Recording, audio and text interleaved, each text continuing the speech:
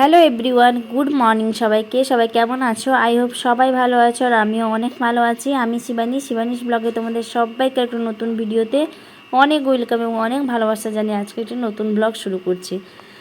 যাই হোক, দেখো সকাল সকাল বাজার করে চলে এসেছি। এই যে তো দুই ঘরের বাজার করতে হয়, মানে বাপের বাড়িতে করতে হয়, শ্বশুর বাড়িতে করতে হয়। তো তার জন্য দেখো সকাল সকাল বাজার করে চলে এসেছি। আর এখানে মানে সকাল থেকে যে ব্লগটা স্টার্ট করব, মানে এখন এমন হয়ে গেছে ঘুম থেকে উঠলেই যেন মানে এত তাড়াহুড়োর মধ্যে কাজ করতে হয় যে ব্লগ বলে একটা জিনিস করতে হয় আমাকে, ওটাই ভুলে গেছে। মানে ক্যামেরা অন করতেই মনে থাকে না। যাই হোক, তো মনে পড়ে গেল, ভেবেছিলাম যে বেরোনোর সময় মানে ভিডিও করব, তারপরে আর হয়নি, কারণ রিককে রেখে দিয়ে আমাকে যেতে হয়। তার জন্য রিককে টিউশনে দিয়ে দিলাম, টিউশনে দিয়ে বাজারে গেছিলাম। এই যে বাজার থেকে চলে এসেছি তাড়াহুড়ো করে, অনেকটা সময় 9টা বেজে গেছে এখন। তো এগুলো এখানে বৌদির যা যা নিয়েছি ওকে দিয়ে তারপরে আমি নিয়ে কিন্তু এখান থেকে বেরিয়ে যাব। সব রকমের সবজি, আম, কুমড়ো, শশা যা যা আছে তোমরা দেখতে পাচ্ছ, উচ্ছে, ঢেঁড়স, আলু, পেঁয়াজ, কলা নিয়েছি, কারণ পাকা কলা আমার রিকের জন্য মানে আনবো বলে আর আনা হয় না। আর পাকা কলার যা দাম কি বলবো, তার জন্য এইটাই নিয়েছি, ওকে একটা দুটো করে দেবো। আর এখানে ফল নিয়েছি, কারণ মায়ের এখন শরীর দুর্বল, তার উপর নিরামিষ খান, তো ওর জন্য একটু ফল নিতে হবে। তো এখানে আপেল এনেছি, আর এখানে এনেছি মৌসম্বি, আপেল আর মৌসম্বি দুটো এনেছি। আর এখানে রিকের জন্য কলা নিয়েছি, রিকও ফল খাবে, মানে ও ঠাকমা নাতি দুজনেই খায় বসে। যাই হোক, আর এখানে এই যে এতগুলো সবজি কিনে নিয়েছে।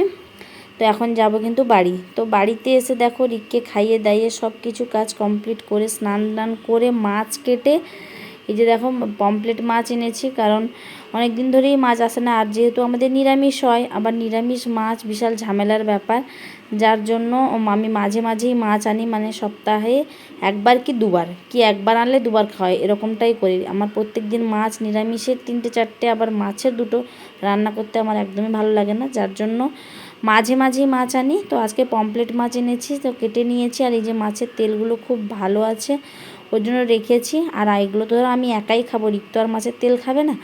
আর এখানে মাছগুলো কিন্তু রিক খাবে, কিন্তু মাছের তেলটাও খাবে না। তো রান্না বান্না এখন করব। তারপরে এখানে দেখো এই যে মৌসম্বি এনেছিলাম, ওগুলো কেটে এই যে বসে পড়েছে দুজনের, মানে এই যে দেখে মানে আমি তো ভুলেই গেছিলাম, আমি যখন মাছটা দেখাচ্ছিলাম রিক মনে করে দিল যে আমি অরেঞ্জ খাচ্ছি। যাই হোক, তো ওটাকে দেখিয়ে দিলাম একটু, বললো যে এটা আমার একটা ঠাম্মির। তারপরে চলে এসেছি আমি এখানে রান্নাবান্না করতে, ভাত বসিয়ে দিয়েছি। আর আমাদের হাঁড়িটা দেখেছো, একদমই ছোট। যাই হোক, মা যখন একা রান্না করতেন তো এটাতে রান্না করতেন, তারপরে আমি আসলে একটা বড় হাঁড়ি আছে, মানে এর থেকে একটু বড় সাইজের ওটা আছে। তা ভাবলাম যে না, এটাতে যখন হয়ে যাচ্ছে এটাতেই রান্না করি, তো ওর জন্য ওই হাঁড়িতে ভাত বসিয়ে দিয়েছি। আর আমাদের পান্তা সেরকম থাকে না, কারণ মা একটু পান্তা খেতে ভালোবাসতেন। মায়ের পায়ের অপারেশন হওয়া থেকে মা আর এখন পান্তা খাচ্ছে না, যার জন্য পুরো মাপে খাপে চাল নিই, পুরো মানে পুরো মেকআপ হয়ে যায়, ভাতটা আর বেশি হয় না, বেশি ভাত থাকে না। তো এখানে দেখো সবজি কেটে নিয়েছি, এই যে ডাল ভিজিয়েছি, খেসারির ডাল ভিজিয়েছি, খেসারির ডাল বড়া করে এই যে কাঁচা আম দিয়ে ঢ্যাঁড়স কুমড়ো দিয়ে টক করব, আর কলমি শাকের ভাজা করব, এটা নিরামিষে। আর আমাদের মাছ তো আছে, ওটা মাছ আলাদা রান্না করব। আগে ভাতটা করার পরে 2টো নিরামিষ তরকারি আগে করে নেব, তারপরে করব কিন্তু মাছ, কারণ আগে মাছ করলে করার ব্যাপার আছে, নেতা দেওয়ার ব্যাপার আছে, যার জন্য আমি আগে নিরামিষ করে উঠিয়ে তারপরে কিন্তু মাছটা করব। কারণ আগে রান্না করলে মানে উনানে নেতা দেওয়ার একটা ব্যাপার থাকে, তো যার জন্য। তো দেখো এখানে আমি উনানের কাছে বসেছি, কি গরম লাগছে, বিশাল গরম লাগছে এখানে।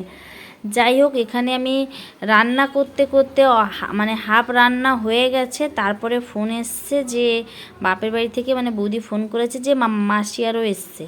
তো মাসিরা এসছে, তো কি কি করলো মাসিরা এবং কত টাকা নিয়ে গেল, তো সবটাই শেয়ার করেছি। তোমরা ভিডিওটা কন্টিনিউ দেখতে থাকো, আশা করছি ভালো লাগবে। আমার তো খুব ভালো লেগেছে। আর সব থেকে মেন কথা যেটা হলো, তিতলি ছিল না বাড়িতে। তিতলির বিশাল মন খারাপ, যে ও বলেছিল সবসময় যে মাসিরা এলে এমন সময় আসবে যাতে আমি থাকি, তো ওটা তো হয় না, ওনারা তো ওনাদের সময়ে আসবে। তো চলো তোমরা ভিডিওটা দেখে নাও।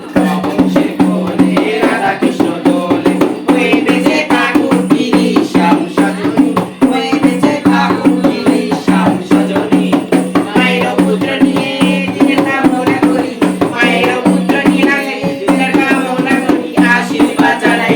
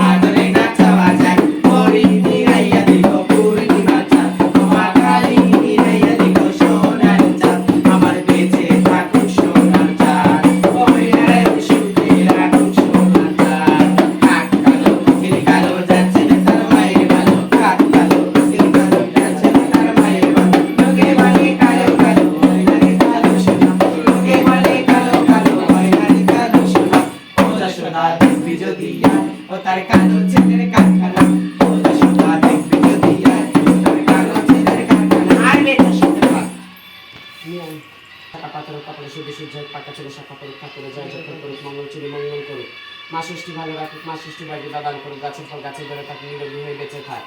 আর বাবার দু হাত ধরে ইনকাম হোক, মায়ের পেট ধরে হচ্ছে বুক জুড়ে বেঁচে থাক। যাই হোক, মায়ের কাছে গেলাম।